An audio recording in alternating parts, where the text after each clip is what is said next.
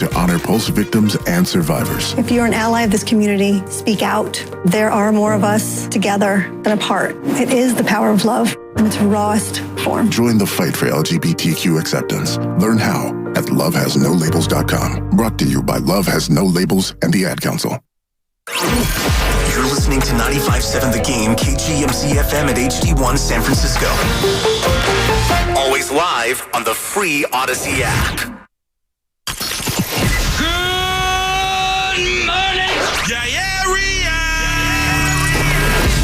It's time to wake up.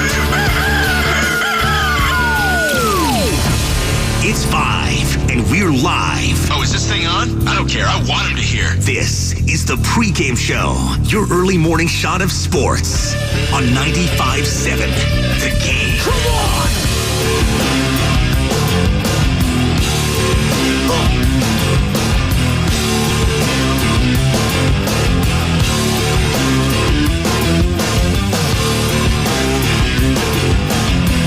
Oh, yeah. Can you feel that? It's a Tuesday. Some say the worst day of the week. But today, no. Not on the pregame show, Joe Spadoni. And good morning to all you beautiful people out there who are on work, still at work, getting off work, getting ready for school, getting ready to travel, whatever you're doing. It's wet out there. Again, having to use that phrase a lot lately.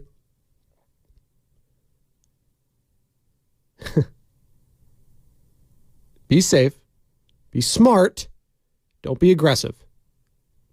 Not on the roadways, not when it's wet. Listen, if you grew up in California, if you grew up in the Bay Area, you're not built for this. All right? You think you are, so you're speeding constantly. You're tailgating these people. You're riding them. You're not built for this rain. All right? So just sit back, relax. If you're digesting this program in any way, hands-free, of course, 888-957-9570. That's the number to call or text. The Comcast Business text line, always open. Also be sure to hit us up via Twitch or YouTube. Search 95.7 The Game, like and subscribe there. And we're streaming all day long, Monday through Friday, right here on 95.7 The Game. 5 a.m. starts with Spadoni, all the way through 7 p.m. ends with Grandy. That's the Italian two-piece right there with Spadoni and Grandy. Oh, yeah, in between we got Bonte Hill, Joe Shasky, Daryl the Guru Johnson, Matt Steinmetz, Mark Willard, Dan Dibley. They're all right. They're okay. Speaking of all right and okay, how about those Michigan Wolverines? Harbaugh finally gets it done. Michigan 34, Washington 13. Michigan gets their first title since 1997 when a guy named Charles Woodson was the Heisman Trophy winner at the Rose Bowl, getting it done. And Michigan, 27 years later. My goodness. And is this the swan song for Jim Harbaugh? Where's he going to go? Jordan Schultz, NFL insider for the Bleacher Report. It's been a lot of scoops this year. Sneaky getting a lot of good scoops, Jordan Schultz. He's rising up the power rankings. Not quite at Shefty, not quite at Rap Sheet. Don't sleep on him, though. Maybe vaulting over the Garofolos and Peloceros. Maybe. But Jordan Schultz believes he's going to the NFL. I believe he's going to the NFL. The next question is, where is he going to go? We got 5 jobs open. We got Chargers, Raiders, Panthers, Falcons, Commanders. So you got 2 AFC, 3 NFC. 2 in one division, the NFC South. So if Harbaugh wanted to come in and win immediately, he could join either the Panthers or the Falcons. More specifically the Falcons, because the Panthers are just a mess.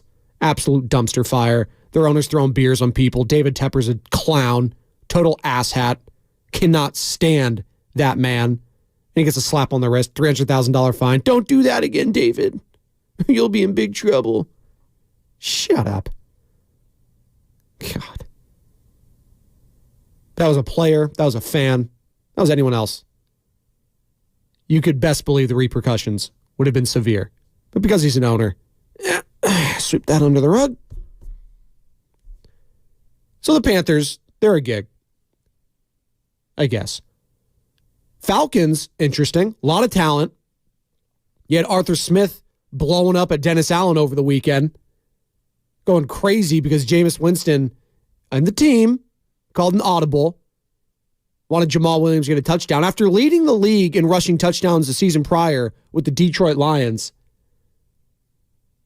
Jamal Williams didn't have a touchdown all year. Now, you have Alvin Kamara starting.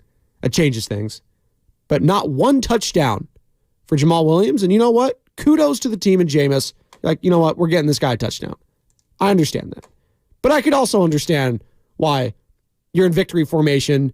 You're smoking, your division rivals. And then you do something like that, getting him a touchdown when you're supposed to be taking a knee. Arthur Smith wasn't happy. He was already gone at that point anyways. Arthur Blank, owner of the Falcons, wandering the sidelines. I always think of that meme with former Atlanta Falcons. This is an old one. Former Atlanta Falcons head coach Mike Smith, prior to Dan Quinn. And he was just, pacing the sidelines, and he had that look in his eye like, oh, was Arthur Blank standing right behind me? And he was gone. So the Falcons are in need of a coach. Who are they going to get?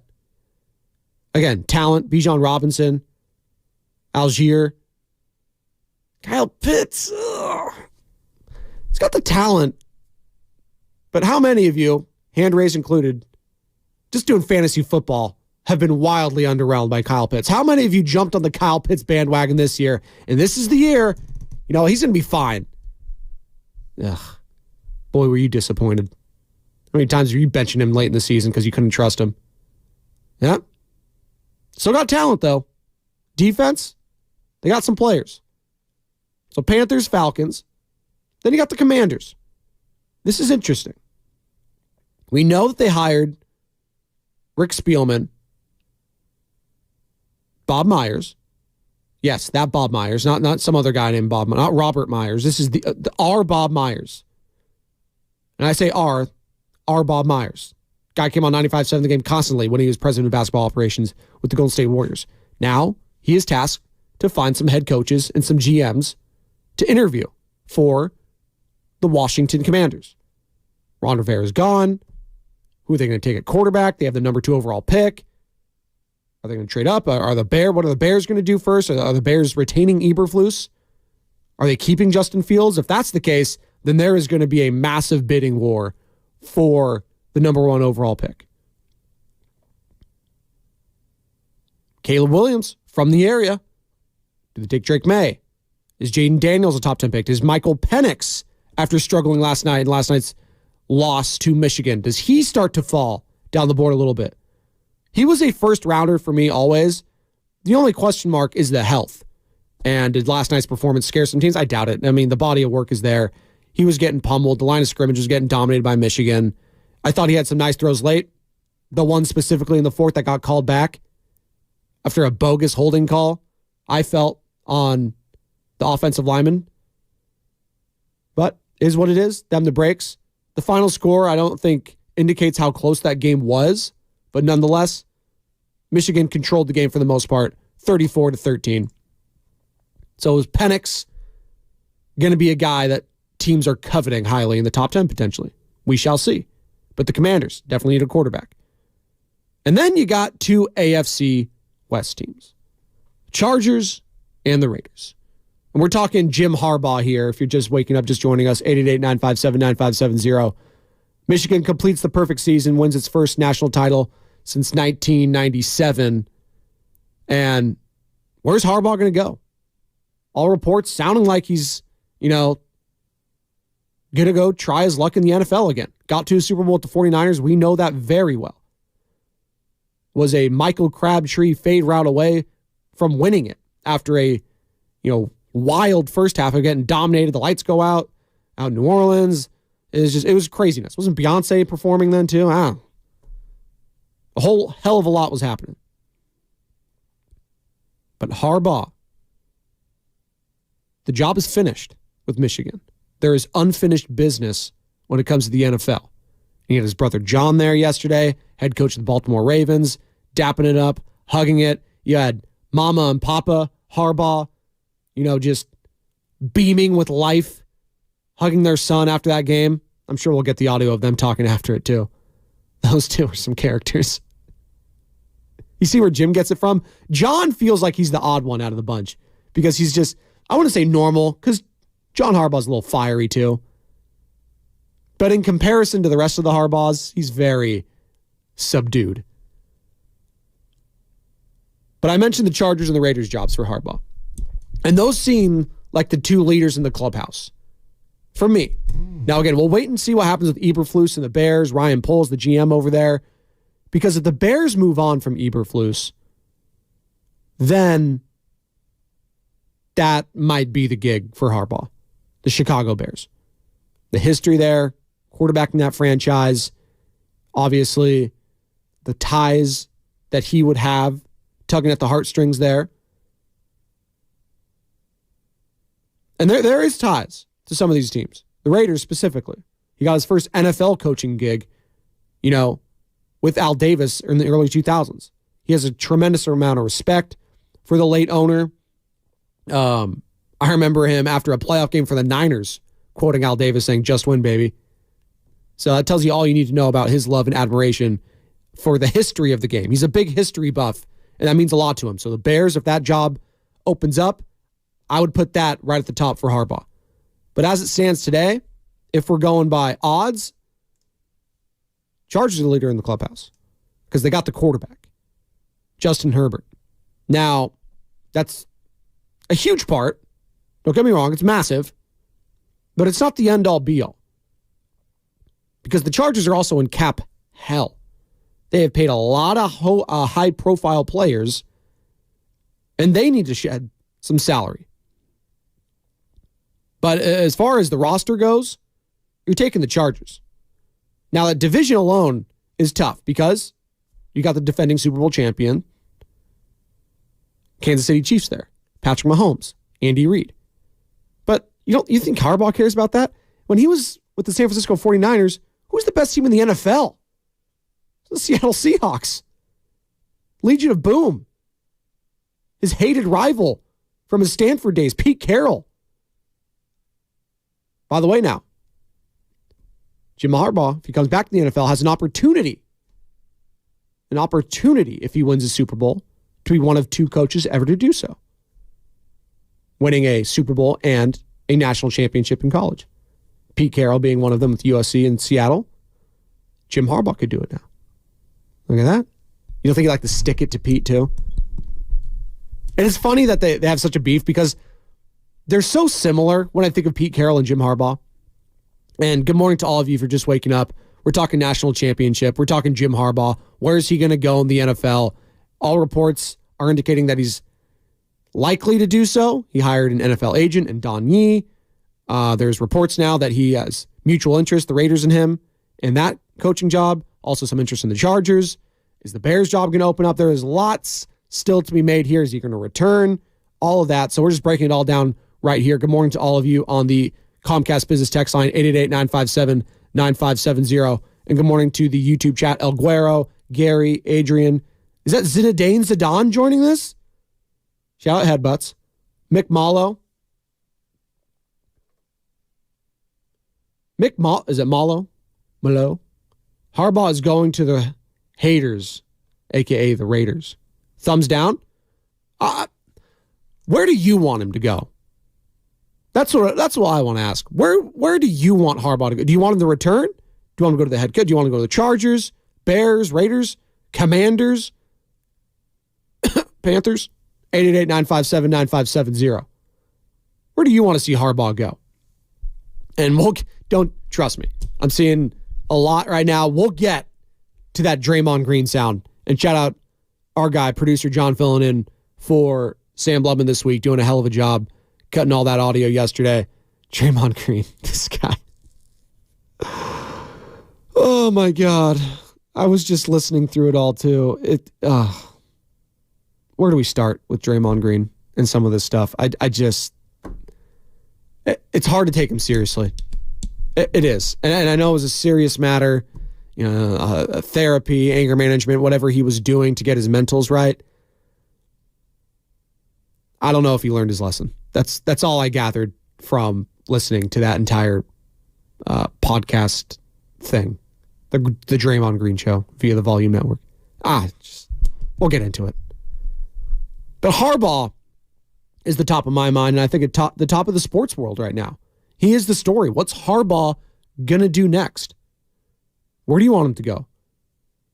Mick wants him to stay in Michigan. Adrian Gutierrez, the most important position in the NFL, is the quarterback. My betting odds, Harbaugh goes to the Chargers. It's interesting because you look at all those, available jobs. The only one with a quarterback is the Chargers. Raiders, Aiden O'Connell, God love the guy.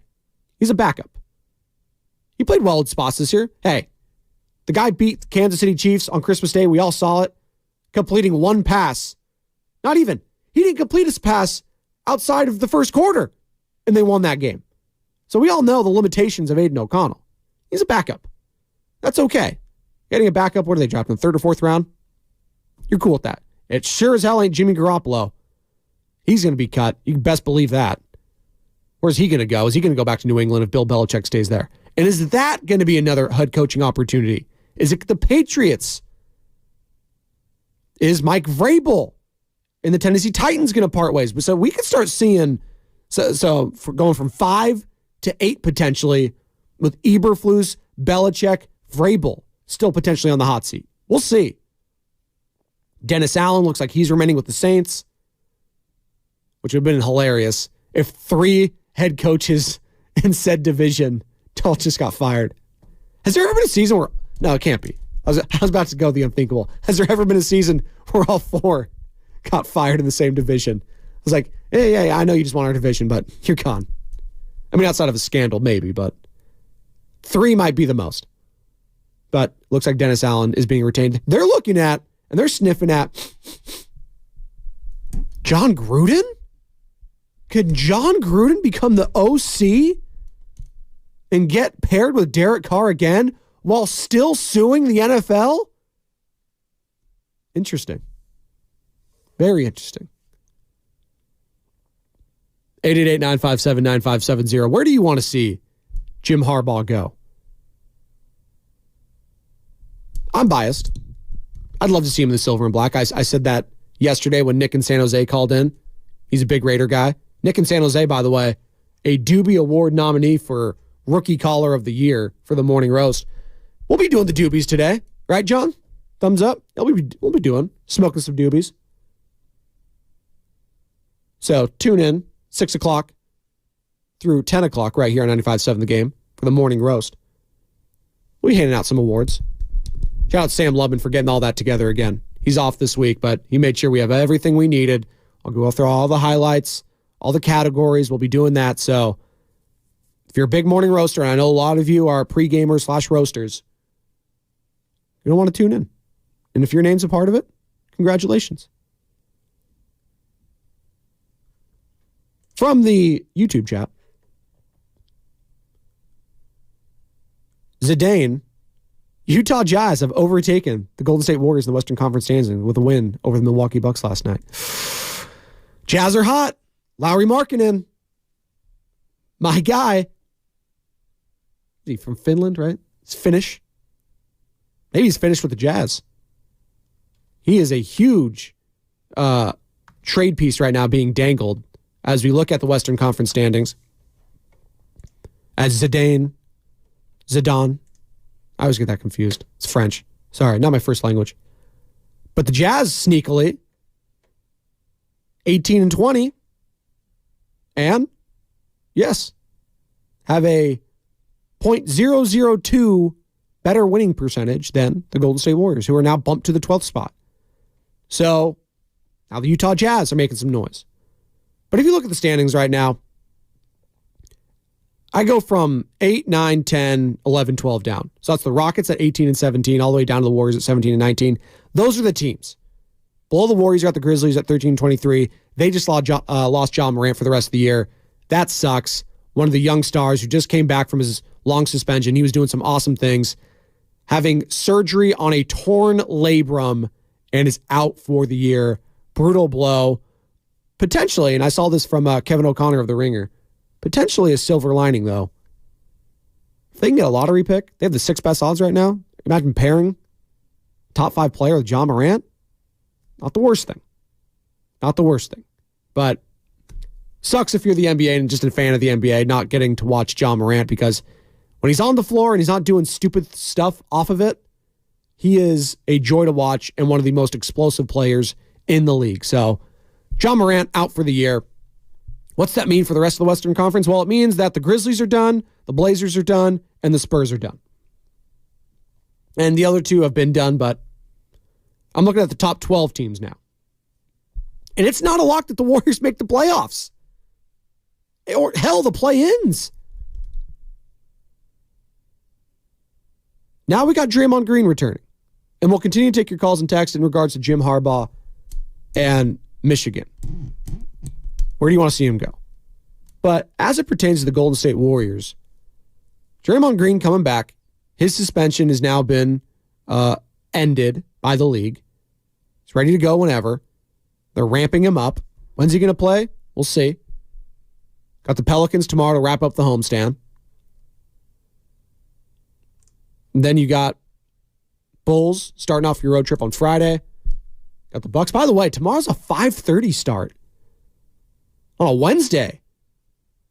I wish they did. Selfishly, I wish this was happening all the time, because having to get up at 3:30 every morning and 7 o'clock tips, a little rough for you, boy. A little rough. So if they were doing 5:30 tips the rest of the year on the West Coast, I would be a very happy man. It is what it is. I think I saw the Warriors PR. This is the earliest weekday home game for the Warriors. It's like 2008 or 9. It's pretty incredible. So if you're going to the game tomorrow, 5:30 tip. And that means we'll have Warriors Live starting at 4:30. I believe it would be with Willard and Dibbs. And then after the game, either Grandy or Giddings will be on that for Warriors wrap-up. Then they got the Grizzlies, the Jazz, back home to the Mavericks. So, important road trip, to say the least, coming up here for the Warriors. And they can't sleep on anyone. I know people like to do this game where it's, oh, they should go 3-1 on this road trip. No.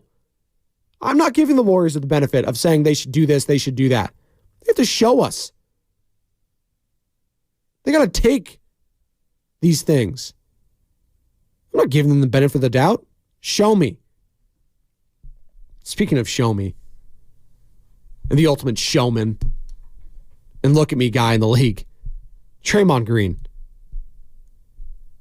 This is via his podcast, talking about retirement with Adam Silver. I had a conversation with Adam Silver, commissioner of our league. I just told him, Adam, it's too much for me. Like, this is too much. It's all becoming too much for me. And I'm going to retire. And Adam said, you're making a very rash decision, and I won't let you do that. You know, we had a long, great conversation, very helpful to me. Very thankful to play in a league with a commissioner like Adam, who's more about helping you than hurting you, or helping you than punishing you, or, you know, he's more about the players. Are we buying that? I mean, come on. Contemplating retirement. Is this guy LeBron after the Western Conference Finals losing the Denver Nuggets? I'm thinking about retirement. I don't know. Maybe he's been hanging out with LeBron too much. I don't know. Did they talk about that in therapy? Adam, it's too much for me. That's the part. Don't get it twisted. Draymond Green is not a victim here. And I know I listened to it, and he alluded to that, but he's not a victim in any of this. I just want, as we're listening to all these, just keep that in the back of your minds. He's not a victim. Now, he may try to paint himself as such with some of these comments. At times, it comes off that way. But he is not a victim. He did these things on the court, and he is suffering the consequences with these suspensions. No one's forcing you to retire. The league is not forcing you to retire. The league is telling the Warriors and telling you to get your S together because it's a bad look for our brand and our bottom line. So get it together, whatever that means.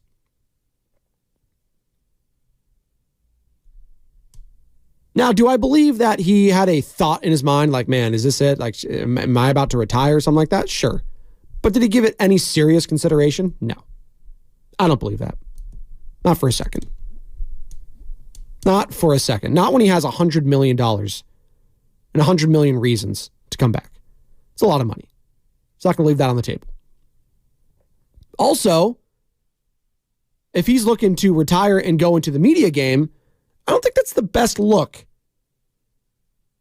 How about you get back from your suspension, show that you've had some actual growth mentally,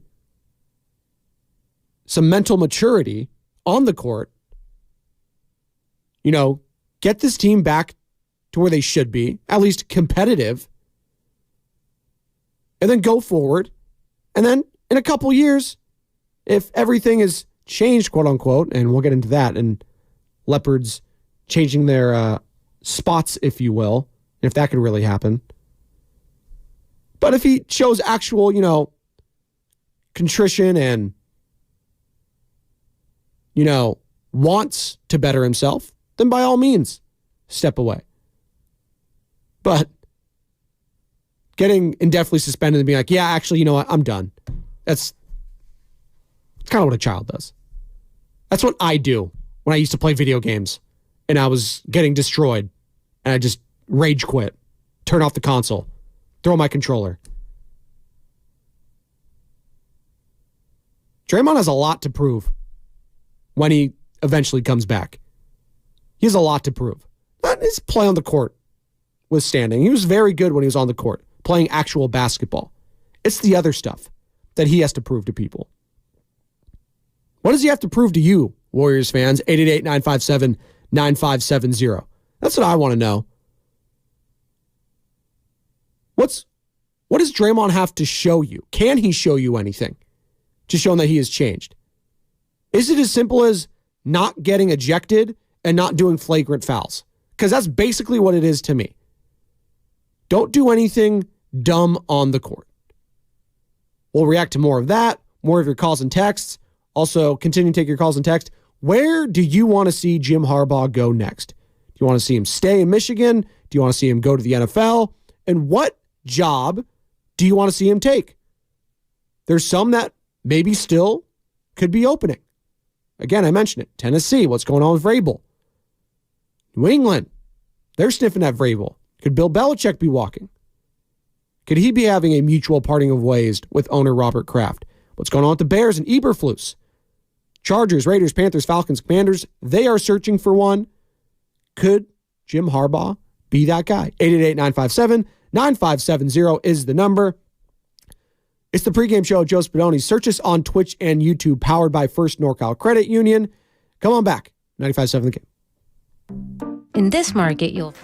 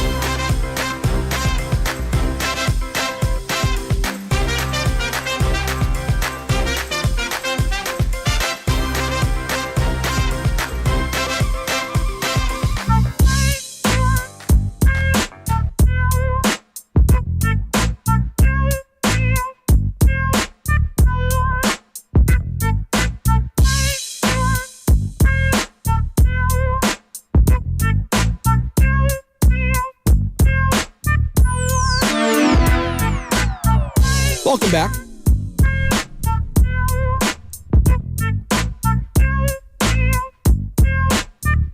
Pre-game show, Joe Spadoni, 95.7 The Game. Don't worry, Johnny, it's got a built-in fade. But thank you for putting it down a little bit, because I did leave it a little hot there. Just a little bit. Shout out 50 Cent just a little bit. Not a 50 Cent Friday. It's a Tuesday here in the Bay, and good morning to all of you just getting up, getting off work, ready for work, early riser, working out, whatever you're doing. Appreciate you choosing us right here. If you're on the roadways, be careful. It is slick out there. Don't drive stupid. We don't like that. Nothing I can't. I got it from my father, who was not the greatest driver himself. But the one thing I inherited from him, along with horrible dad jokes, was the road rage. And I've had to work on it, especially with the little kids. The incompetence of either tourists or just drivers in general. And Bay Area is one of the most infuriating places to drive in, regardless. I'd say I'd put that up there anywhere in America.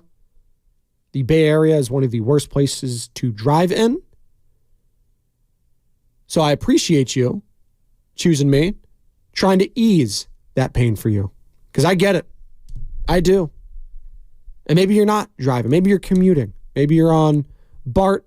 Maybe you're on Muni, whatever you are. Good morning to you. We've been talking Michigan, taking out the Washington Huskies for their first national title since 1997. And where is Jim Harbaugh going next? Because he's going to the NFL. Where do you want him to go? 888-957-9570. And we're also discussing Draymond Green. Draymond Green.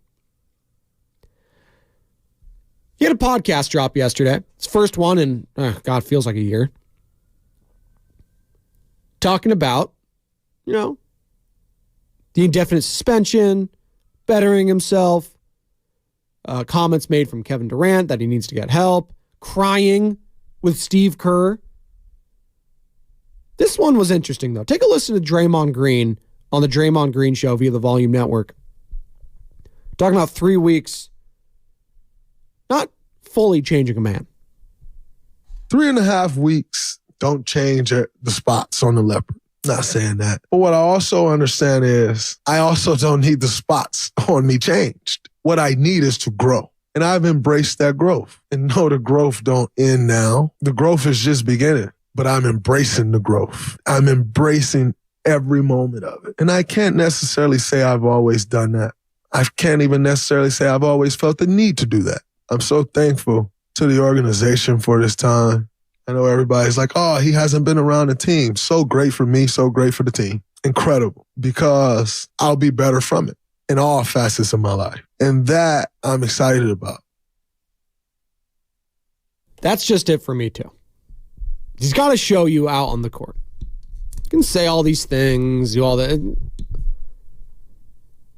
Actions speak louder than words, ultimately. Actions always speak louder than words. And specifically for Draymond Green returning to the floor with the Golden State Warriors, basketball stuff aside, and that's another headache for Steve Kerr to worry about, inserting Draymond Green back into his lineup, in a lineup that's struggling as it is, and maybe it solves headaches for Steve Kerr, I'm not sure, because he could just lean on Draymond Green and the rest of his guys, Stephen Curry, Klay Thompson, where's Kuminga fit in, Andrew Wiggins? We'll see. But the one thing that Steve Kerr is going to monitor is the extracurriculars, the dumb stuff, the dumb fouls, the, selling a foul is what Draymond described his altercation with Yusuf Nurkic as. Selling a foul, whatever the hell that means. And I don't know if Steve Kerr can really, do much about that. It's always on Draymond Green at the end of the day. If Draymond's going to go, Draymond Green, he's going to do it. So what change are you looking for from him? Are you looking for change? Are you looking for something to prove that, he has bettered himself? You just heard it from him right there. 3.5 weeks isn't going to do anything. It's on me. It's on him to continue his therapy, continue to better himself every single day, because that's what any of us can do. Take it day by day. If you've been in any sort of therapy, any sort of rehabilitation, day by day, whether that's physical or mental, it's all you can do. And for Draymond, it's going to be day by day, but also game by game. I have been hard, and a lot of us have been hard on Andrew Wiggins because he'll have a very good performance and then just have what he's had this past couple games. 3 points, 6 shots, garbage. Garbage. But Draymond Green, I know what I'm getting. I know what I'm getting every single day. It's that one thing that happens throughout a game where it could set him off. And we all have these in our lives. That one thing. Hashtag, what's your one thing? That could just, put us over the edge. And for some, it's something that's smaller. Something it's going to be bigger. But that one thing that triggers him, he's got to, take a step back and analyze the situation. Can he do that? I'm skeptical. I am. Here's more from Draymond, talking with his head coach. Coach Kerr came to visit me after shoot-around, and we sat in the yard. He cried, I cried, because there's a bond there that I've seen it all. Seen the highest of the highs and the lowest of the lows. And he just said to me, I want you to end this the right way. I want us to end this the right way. And you're not doing that right now. So I want you to do what you have to do to get in a space to where you can do that and that we can do that. Steve Kerr cried. Maybe Steve was hanging out with Bob Myers a little too much. I'm just kidding. It's okay for men to cry. It's okay. I'm not knocking that.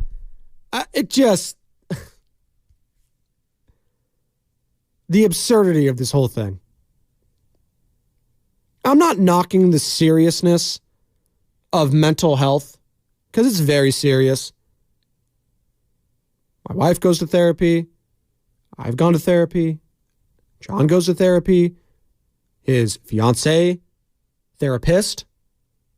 It's very important. It's very important. And I urge all of you, that's a big thing. Isn't a therapist under the branch of psychology a little bit?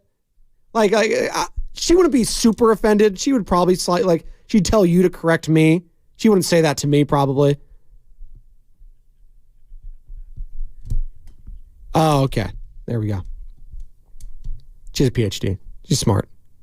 The lovely Tracy, John's fiance. But we all need therapy or psychology, whatever you need, right? But this whole thing, crying, Draymond, I just don't want you to smack a dude in the face on the court. That's all I'm asking. I mean, we're crying now. Come on, Steve. Draymond, if I was his coach, I'd be like, I just take him by the shoulder. No tears, by the way. Hey, can you just not slap Yusuf Nurkic in the face? Can you not kick Steven Adams in the nuts? That's all I'm asking. That's all we're asking for, Draymond. And all I'm asking from you lovely listeners is to come back for one more segment as we wrap things up and head off to the morning roast. It's the pregame show, Joe Spadoni, 95.7 The Game. With heating bills as high as they are, proper weatherproofing is essential. If you're working with a client to upgrade or build a new...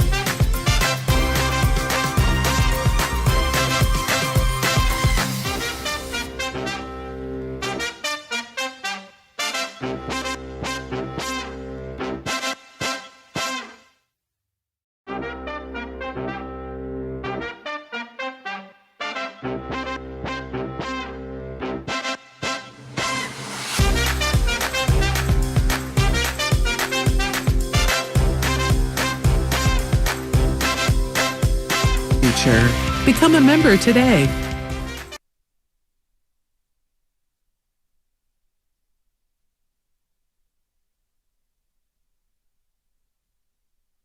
Now, back to the pregame show on 95.7 The Game.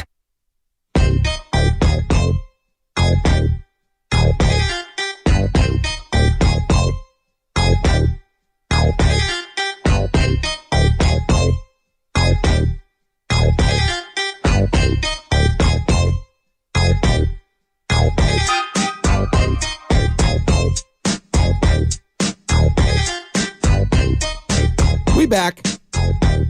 Running all over the place.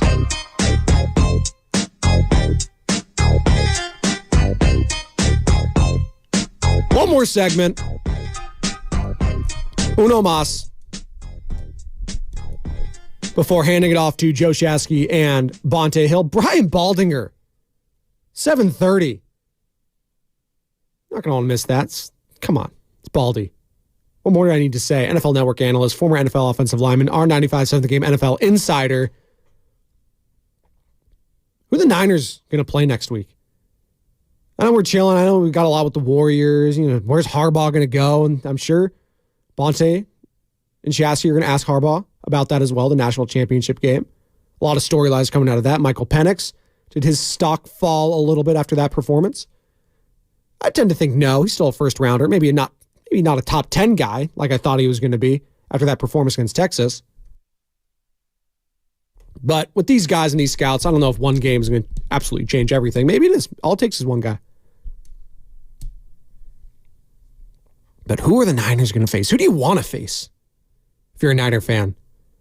Do you want to see the Eagles? Do you want to see the Rams, the Bucks, the pass least of resistance? It's probably the Bucks. I mean, don't you want that if you're any fan? You just want to win a damn Super Bowl. I don't care how it happens. And if it's the easiest path, it's the easiest path. Although I will say, the Bucks put up a much tougher fight than the Philadelphia Eagles. Much tougher fight. But I understand the, talent on Philadelphia, but they're just, they're in shambles right now. The Niners are the class of the conference. It would be a major upset to me if they did not make the Super Bowl. Like I'm trying to wrap my head outside of the Rams because they play in the division and because Sean McVay has won a Super Bowl with Matthew Stafford and those guys are tight right now. Matt Stafford, before he sat out the last game of the year, he's playing as well as anyone in the league at quarterback. Guy's slinging it right now. So that's the one team that maybe can give me a slight pause where it's like, okay, I can see them losing. If the Rams are hot and it turns into a shootout, Matt Stafford has a final drive or vice versa. Hey, I can see that. But, the Cowboys, Lions, Eagles, am I not giving the Cowboys enough love? I think a lot of people nationally would say, the Cowboys, Spadoni, and Micah Parsons, Dak's playing well. He's an MVP candidate for a lot of the year. I know the game, the Sunday Night Football game where the Niners just snatched their souls like Shang Tsung in Mortal Kombat was a while ago. But I can't get it out of my mind. I just can't.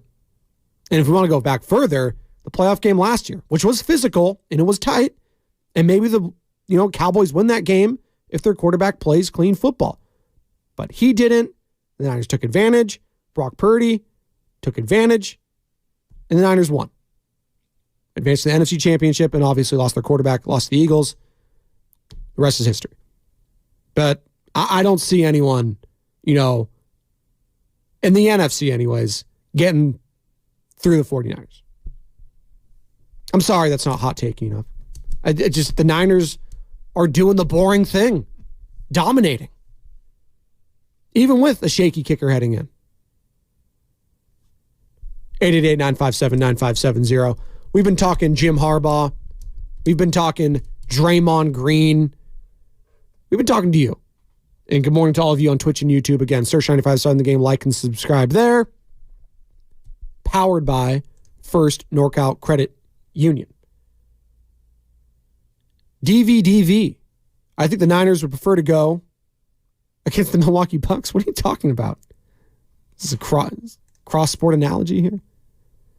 I love my pre-gamers. Sometimes we're all over the place. It's all right. 650 in regards to Draymond Green and apologies and the mental health and all of that. 650 on the Comcast Business Text line. Apologies get old when they keep meaning nothing. And he believes that mental health is an easy way out of any issue. Again, I'm not here to poo-poo mental health and trying to better yourself. If Draymond Green is truly doing that, then I commend it. But to your point, 650, actions speak louder than words. At any given point in a game, there is one or two plays that could swing it one way or the other. And for Draymond Green, that seems to be true, but not in the in-game aspect. Whether it's, trying to build momentum, have a hard foul, whatever that fine line edge play that presents itself game in and game out for Draymond is, maybe he needs to, back off. The problem is I just don't see him doing that. I don't see that in the cards for him. Here's another one via the Draymond Green show. Talking about Kevin Durant and obviously KD, a Phoenix Sun, teammates with Yusuf Nurkic, who got slapped in the face by Draymond Green. Yusuf Nurkic saying that brother needs help. Kevin Durant piling on. Draymond does need help. Draymond, your thoughts on that? He's acknowledging essentially what I want the world to know about me. And then he spoke about help. And I'm like, how he going to say I need help? And when I went back through it with another lens, I was like, maybe you shouldn't hear help so negatively. Maybe you're listening to the word help with the same mindset that the word help meant when you were 15 years old. So maybe you shouldn't hear that negatively, so negatively. And maybe he's not saying that as negatively as you're taking it. And even if he was, I made a decision in that moment that I wasn't going to take it that way. For me, it was a very proud moment for me because I said, you're ready for growth.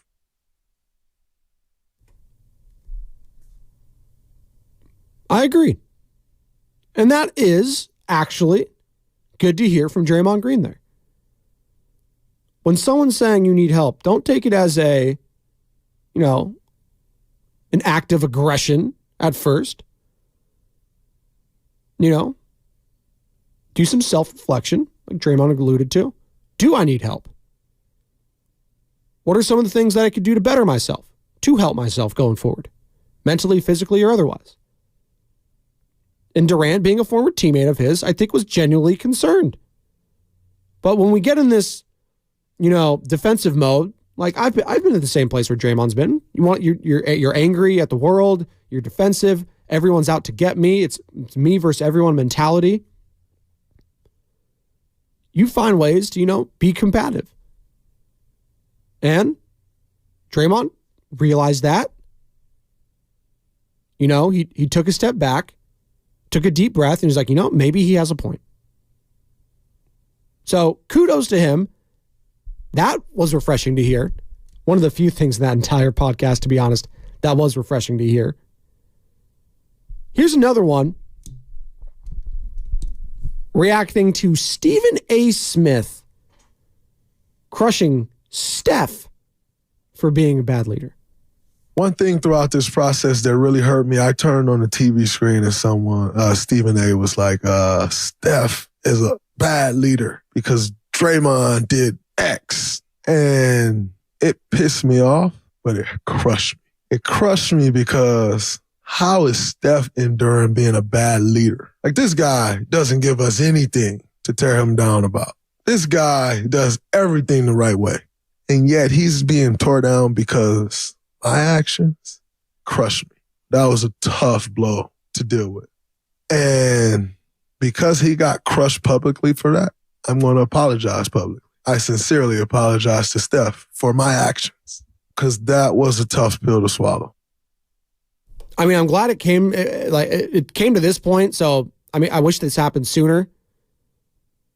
I mean, but Draymond's just now realizing that his actions are affecting the entire team. Yes. When you punched Jordan Poole in the face, that reflected poorly on you. And more importantly, when he didn't even get punished for this, that reflected poorly on Bob Myers, Steve Kerr, and Stephen Curry's bottom brand, because he is the face of your organization. And that affected the entire locker room for the entire season and culminated with losing to LeBron freaking James, of all people, in the Los Angeles Lakers in LA, getting destroyed in Game 6. And Steph and Clay not looking very good. And he was the poster child for that. But, as with all top 10 players of all time, Stephen Curry has got to take the brunt of it, not Draymond. You can blame Clay if you want to. He had a very bad series. Wiggins missed 2 months. But ultimately, it comes on Stephen Curry's plate. And he's got to be the one to deal with it. So, good for Draymond realizing that now. But is it a little too late? We'll see. It's a little too late for this show to keep going because the morning roast is up next. Bonta Hill, Joe Shasky, Brian Baldinger, 7:30. Doobie Awards throughout the show. Have a good day, everyone. You're listening to 95.7 The Game, KGMZ FM.